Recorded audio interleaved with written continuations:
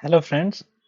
इस वीडियो में हम लोग इलेक्ट्रोफिलिक एरोमेटिक सब्स्टिट्यूशन रिएक्शन को डिस्कस करने जा रहे हैं। तो इलेक्ट्रोफिलिक एरोमेटिक सब्स्टिट्यूशन रिएक्शन क्या होता है,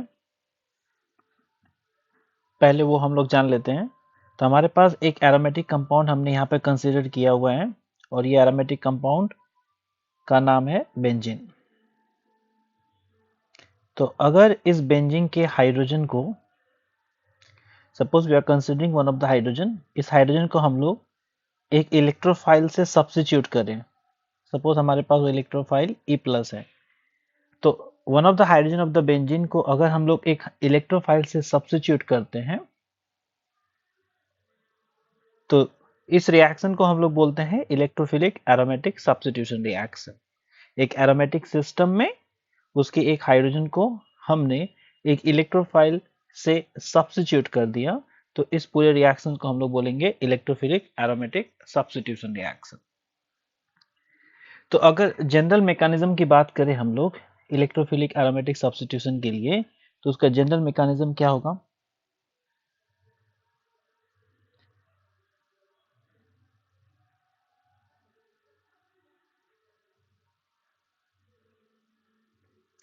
तो किसी भी ES रिएक्शन में there are 3 major steps are involve out there.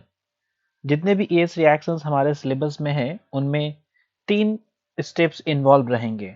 अगर पहले स्टेप्स की बात करें हम लोग, the first step of the reaction will be the electrophile generation step. तो सबसे पहले हम लोग इलेक्ट्रोफाइल को जनरेट करेंगे, मतलब रिएजेंट के साथ हम लोग जो भी बेंजीन के साथ हम लोग जो भी रिएजेंट डालेंगे वो रिएजेंट एक्चुअली आपस में कंबाइन करके इलेक्ट्रोफाइल को जनरेट करेंगे। As soon as electrophile will going to be generate, the second step of the reaction, वो इलेक्ट्रोफाइल बेंजीन के साथ कंबाइन करके एक इंटरमीडिएट का फॉर्मेशन करेगा।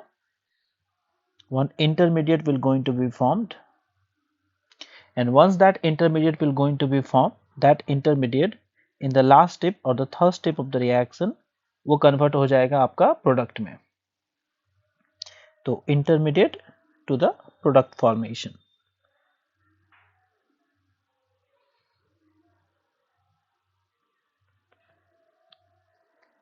तो ये आपका जनरल मैकेनिज्म हो जाएगा।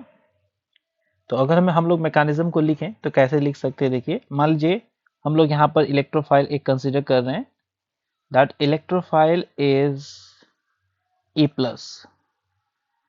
तो जो भी रिएक्शंस हमारे सिलेबस में है उसमें इलेक्ट्रोफाइल को जनरेट करना पड़ेगा। कैसे जनरेट करेंगे वो हम लोग आगे देखते हैं। तो इलेक्ट्रोफाइल है, अब इस इलेक्ट्रोफाइल को हम लोग बेंजीन के साथ रिएक्ट करवाएंगे। बेंजीन कैसे रिएक्ट करेगा, हमें पता है बेंजीन का pi electron as a nucleophile की तरह बिहेव करता है और इलेक्ट्रोफाइल को हमने जनरेट करवाया है। तो पाई इलेक्ट्रॉन और जो इलेक्ट्रोफाइल है वो एक दूसरे से रिएक्ट करेंगे, ठीक है। तो मान लीजिए हम लोग यहाँ पर कार्बन नंबर 1 और कार्बन नंबर 2 का जो पाई इलेक्ट्रॉन्स है उससे रिएक्ट करवा रहे हैं। कार्बन नंबर 1 और 2 का जो पाई इलेक्ट्रॉन है वो 2 पर शिफ्ट होकर इलेक्ट्रोफाइल से रिएक्ट कर रहा है। इसका मतलब कार्बन नंबर 1 में एक पॉजिटिव चार्ज का जनरेशन हो जाएगा। अगर आप चाहें तो उसको इलेक्ट्रोफाइल को कार्बन नंबर 1 से भी रिएक्ट करवा सकते हैं, तो in that case carbon number 2 पे पॉजिटिव चार्ज जनरेट हो जाएगा। लेकिन मैं यहाँ पर कार्बन नंबर 2 से रिएक्ट करवा रहा हूँ इलेक्ट्रोफाइल से, तो कार्बन नंबर 1 पे पॉजिटिव चार्ज क्रिएट हो जाएगा और ये इंटरमीडिएट फॉर्म होगा। ये इंटरमीडिएट एक कार्बोकेटायनिक इंटरमीडिएट है।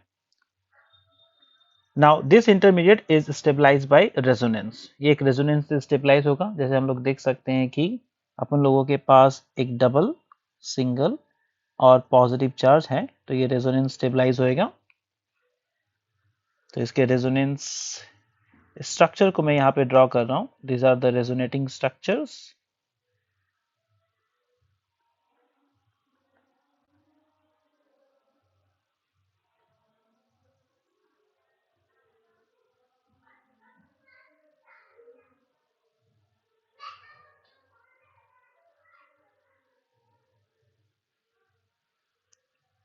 यहाँ पर लोगों का जो रेजोनेटिंग स्ट्रक्चर है उसको हमने ड्रॉ कर दिया है। ये जो इंटरमीडिएट यहाँ पे फॉर्म हुआ है, इस इंटरमीडिएट को हम लोग बोलते हैं एरिनियम आयन। एरिनियम आयन के अलावा इसको हम लोग सिग्मा कॉम्प्लेक्स के नाम से भी जानते हैं, एंड सिग्मा कॉम्प्लेक्स के अलावा एक और नाम से हम लोग इसको जानते हैं जिसको हम लोग बोलते हैं वैलेंट इंटरमीडिएट।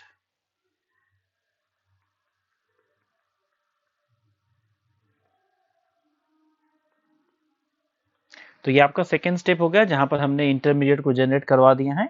और अगर हम लोग लास्ट स्टेप की बात करें तो लास्ट स्टेप में ये जो इंटरमीडिएट यहाँ पे फॉर्म हुआ है, इस इंटरमीडिएट को हम लोग ब्रेक डाउन कर देंगे। The intermediate that has been form in the second step of the reaction, इसको हम लोग यहाँ पर ब्रेक डाउन करवाने वाले हैं in order to gain the aromaticity of the compound back. क्योंकि आप देख सकते हो कि बेंजीन का एरोमेटिसिटी लॉस्ट हो चुका है, तो इसके एरोमेटिसिटी को हम लोग रीगेन करवा देंगे। और जैसे ही एरोमेटिसिटी रीगेन हो जाएगा, हम लोग का एक हाइड्रोजन H+ आयन के रूप में बाहर निकल जाएगा और उस हाइड्रोजन की जगह पर इलेक्ट्रोफाइल आकर सब्स्टिट्यूट हो जाएगा। तो ये एक जनरल मैकेनिज्म है। इसी मैकेनिज्म को जितने भी इलेक्ट्रोफिलिक एरोमेटिक सब्स्टिट्यूशन रिएक्शन होंगे वहां पर हम लोग अप्लाई करेंगे। पहले इलेक्ट्रोफाइल का जनरेशन करवाएंगे, उसके बाद arenium ion sigma complex valent intermediate का जनरेशन करेंगे, and after that the product will going to be form. And in general in most of the cases this is the slow step of the reaction and this is the fast step of the reaction. In most of the cases, not in every cases. So जितने भी हमारे syllabus में electrophilic aromatic substitution reaction है उसमें हम लोग देखेंगे in general कि आपका जो इंटरमीडिएट फॉर्मेशन स्टेप है that is the rate determining step of the reaction and the product formation step is the fast step of the reaction. हम लोग बात कर लेते हैं कि हमारे सिलेबस में कौन कौन से रिएक्शंस हैं और उन रिएक्शंस को हम लोग एक बार यहाँ पर देख लेते हैं। तो अगर बात करें रिएक्शंस की तो हमारे सिलेबस में सबसे पहले नाइट्रेशन रिएक्शन है। नाइट्रेशन रिएक्शन को हम लोग डिस्कस करेंगे। The second reaction is sulphonation reaction. जो थर्ड रिएक्शन है उसको हम लोग बोलते हैं halogenation reaction. The fourth step is the Friedel-Crafts alkylation reaction.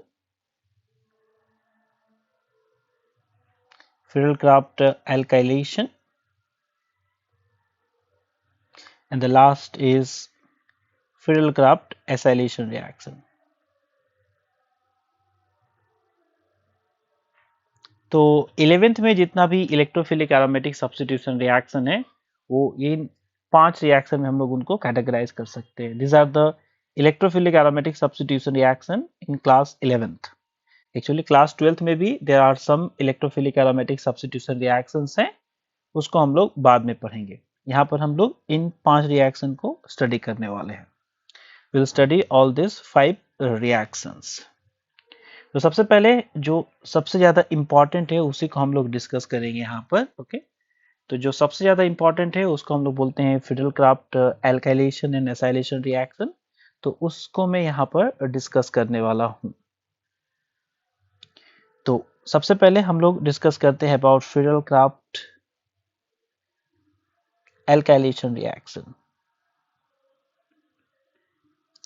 तो फ्रीडल-क्राफ्ट एल्काइलेशन में क्या होएगा that we will try to understand first.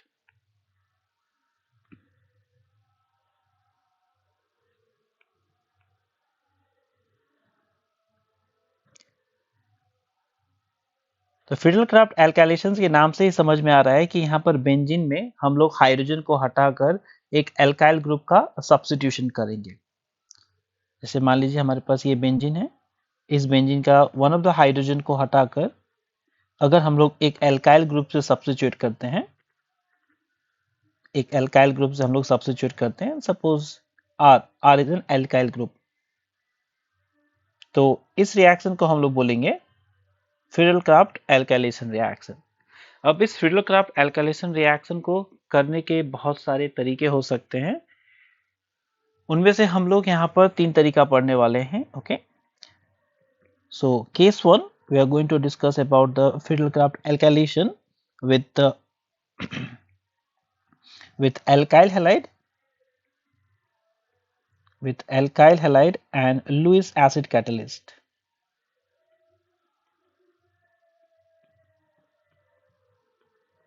Alkyl halide और लुईस एसिड कैटालिस्ट के साथ हम लोग कैसे how we can do the alkylation reaction that we will try to understand. तो देखिए बेंजीन मॉलिक्यूल को हमने लिया और इस बेंजीन को रिएक्ट करवाएंगे हम लोग किसके साथ, we are reacting this compound with methyl chloride in presence of AlCl3 and that AlCl3 must be taken in the anhydrous state.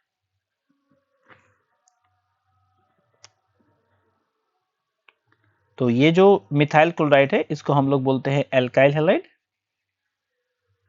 And this one anhydrous AlCl3 इसको बोलते हैं हम लोग लुईस एसिड कैटालिस्ट।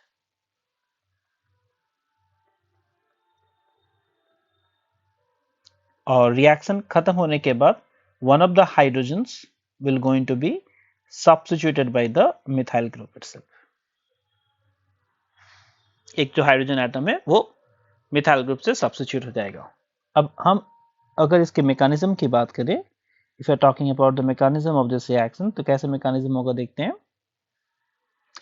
तो वही मैकेनिज्म रहेगा हमारा जो पहले हमने डिस्कस किया था। सबसे पहले इलेक्ट्रोफाइल को जनरेट करेंगे हम लोग, इलेक्ट्रोफाइल को बेंजीन में लगाकर इंटरमीडिएट फॉर्म करेंगे और वो इंटरमीडिएट ब्रेक डाउन होकर प्रोडक्ट का फॉर्मेशन करेगा।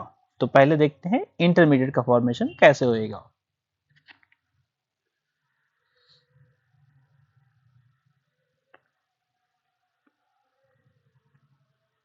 यहाँ पर हम लोग देख सकते हैं कि इसको हम लोग लुईस एसिड बोल रहे हैं, AlCl3 को। लुईस एसिड क्यों बोल रहे हैं, क्योंकि यहाँ पर जो एल्यूमिनियम है वो इलेक्ट्रॉन डेफिशिएंट है with respect to its octet.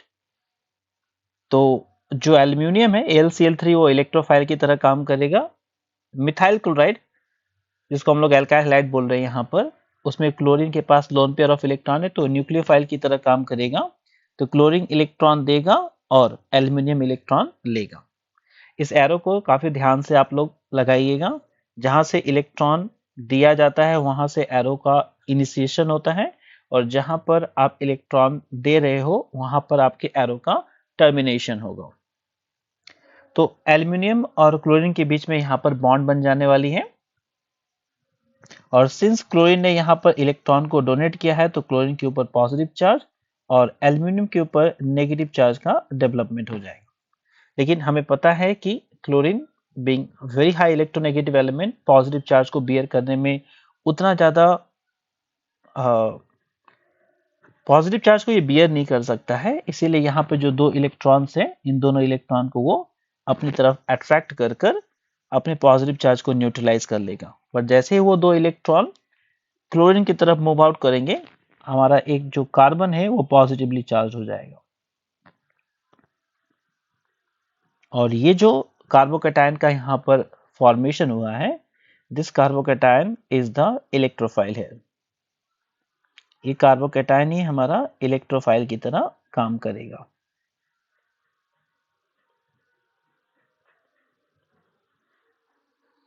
अब जैसे ही इलेक्ट्रोफाइल जनरेट हो गया उसके बाद तो हमें पता ही है कि हमें क्या करना है, what we need to do.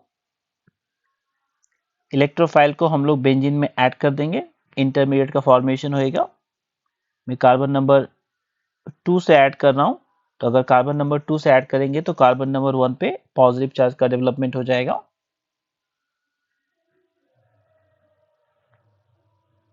ये अपन लोगों का हाइड्रोजन है, ये मिथाइल है और यहाँ पर पॉजिटिव चार्ज आया है। अब the next step of the reaction, ये हाइड्रोजन बाहर निकल जाएगा in the form of H+ ion और उसके दो इलेक्ट्रॉन बेंजीन के एरोमेटिसिटी को फिर से रीगेन कर लेंगे और हमारे पास ये जो टॉल्विन है या फिर इसको जो मिथाइल बेंजीन बोल सकते हैं वो प्रोड्यूस हो चुका है। This is the product in this particular reaction. और एक बात ध्यान देने वाली और है कि ये जो H+ आयन है ये भी बाहर निकलेगा। ये H+ ion actually this H+ ion will further react with the AlCl4- ion in order to produce HCl and AlCl3। तो इस AlCl3 को हम लोग फिर से यूज कर सकते हैं। तो आप देख सकते हो कि AlCl3 पहले रिएक्ट किया था और बाद में at the end of the reaction वो प्रोड्यूस हो चुका है, इसलिए इसको हम लोग एज ए कैटलिस्ट बोलते हैं। That's why this is known as the catalyst for this particular reaction, क्योंकि ये पहले कंज्यूम्ड हुआ और बाद में प्रोड्यूस हो चुका है। तो ये ओवरऑल मैकेनिज्म है, this is the overall mechanism of the reaction. Okay, और इस ओवरऑल मैकेनिज्म के इंपॉर्टेंट पॉइंट्स क्या क्या है, अगर पॉइंट की बात करें हम लोग तो पॉइंट नंबर 1 जो काफी इंपॉर्टेंट है, point number 1 is the electrophile is a carbocation. यहाँ पर जो इलेक्ट्रोफाइल है वो एक कार्बोकैटायन है। अगर रेट डिटरमिनिंग स्टेप की बात करें हम लोग तो rate determining step of the reaction is intermediate formation. Intermediate, कौन सा इंटरमीडिएट? वो जो वेलेंट इंटरमीडिएट फॉर्मेशन है ना, this intermediate is the valent intermediate formation.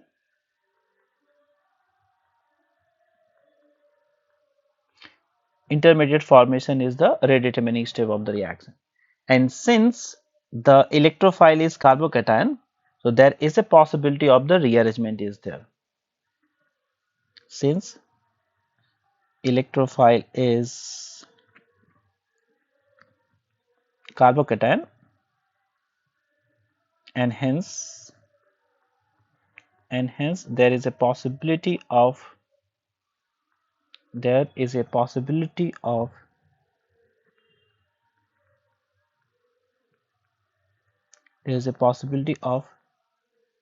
rearrangement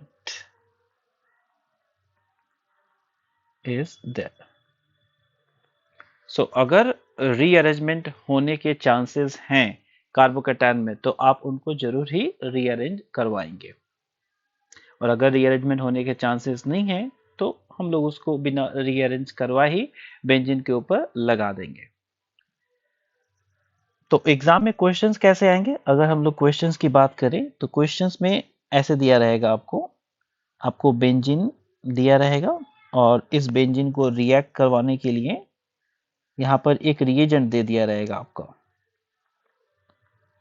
in presence of AlCl3 in the anhydrous form, और पूछेगा कि क्या प्रोडक्ट यहाँ पे फॉर्म हो सकता है।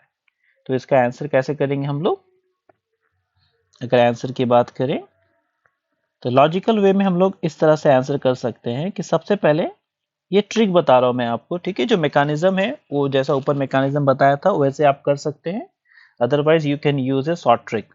शॉर्ट ट्रिक क्या आएगा, आपको कार्बन और हेलोजन का बॉन्ड ब्रेक करना है, कार्बन और हेलोजन का बॉन्ड ब्रेक कर कर एक कार्बोकैटायन का प्रोडक्शन करवाना है, और इस कार्बोकैटायन में आपको चेक करना है कि ये रीअरेंज होगा कि नहीं होगा। अगर रीअरेंज होगा तो रीअरेंज करवाना है, और अगर रीअरेंजमेंट नहीं होगा तो रीअरेंजमेंट नहीं करवाना है। In that case since rearrangement नहीं होएगा इसलिए मैं इसको ऐसे ही छोड़ दे रहा हूं, no rearrangement, no rearrangement of carbocation.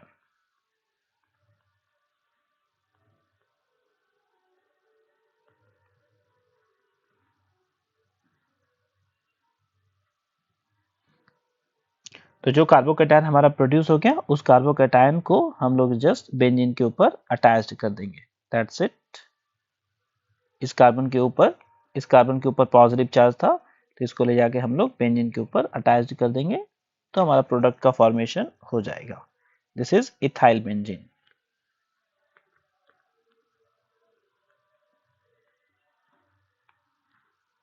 Ethyl benzene का यहाँ पर प्रोडक्शन हो गया एज ए प्रोडक्ट। इस तरह से और भी कुछ एक और क्वेश्चन में दिखा देता हूं where the rearrangement will going to be possible।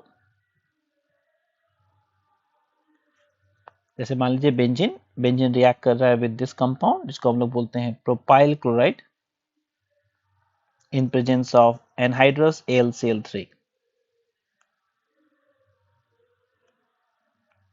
तो कैसे करना है, अगर ट्रिक की बात करें तो आपको सबसे पहले जो एल्काइल हैलाइड दिया रखा है उस एल्काइल हैलाइड का कार्बन हेलोजन को बॉन्ड को ब्रेक करना है, और ब्रेक करने के बाद आपको कार्बोकैटायन का प्रोडक्शन करना है। अब देखना है कि क्या ये कार्बोकैटायन रीअरेंज हो सकता है या नहीं। अगर रीअरेंज होएगा तो उस रीअरेंजमेंट को कर कर एक नया कार्बोकैटायन प्रोड्यूस करके आपको ऐड ऑन करना होगा बेंजीन के ऊपर। तो यहाँ पर रीअरेंजमेंट एक्चुअली पॉसिबल है। और ये रीअरेंजमेंट कैसे पॉसिबल है? यहाँ पर the rearrangement that will going to be take place here is 1,2 hydride shift.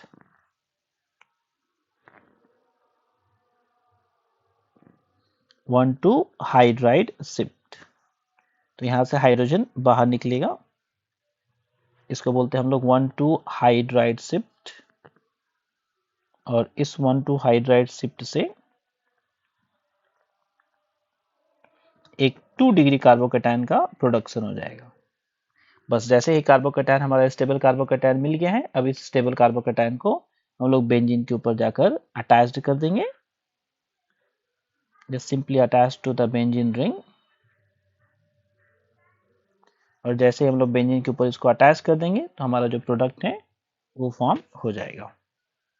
तो इस प्रोडक्ट को हम लोग बोलते हैं isopropyl benzene. This is known as isopropyl benzene. और इसका जो कॉमन नेम है वो भी काफ़ी बहुत ज़्यादा इंपॉर्टेंट है, जिसको आप लोग याद रखेंगे, क्योंकि इस नाम पे ही एक रिएक्शन मैकेनिज्म मिलेगा आप लोगों को क्लास 12th में। तो इसको भी याद रखना है, क्यूमिन जिसको बोलते हैं। तो इस मेथड से एल्काइल हैलाइड और AlCl3 को यूज करके हम लोग एल्काइलेशन करवा सकते हैं। उसका मैकेनिज्म 2 क्वेश्चंस मैंने करवा दिए, और कुछ क्वेश्चंस को आप लोग अपने से ट्राई कर सकते हैं। जैसे इन कुछ एग्जाम्पल्स मैं दे देता हूं, जिसको आप लोग खुद से ट्राई कर सकते हैं।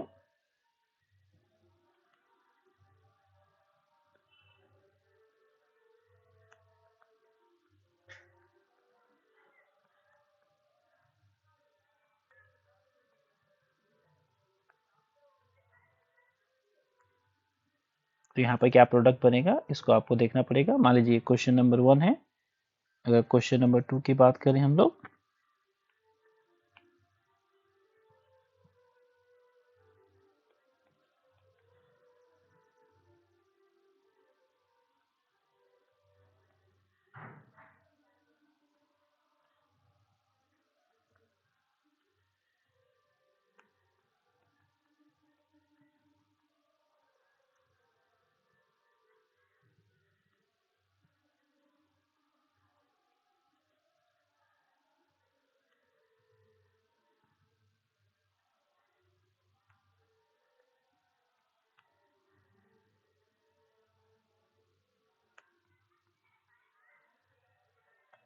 सो ये जो 3 क्वेश्चंस हैं, इन 3 क्वेश्चंस को आप लोग एज ए होमवर्क इस मेथडोलॉजी के ऊपर सॉल्व कर सकते हैं।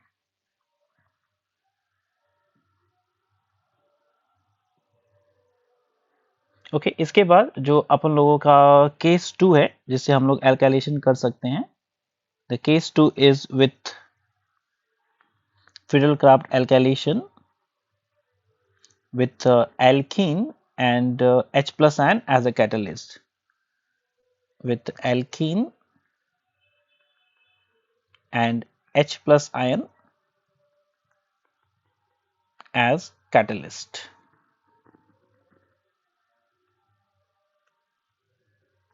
But we'll discuss that thing in the next lecture of the electrophilic aromatic substitution reaction. So for this lecture, thank you very much.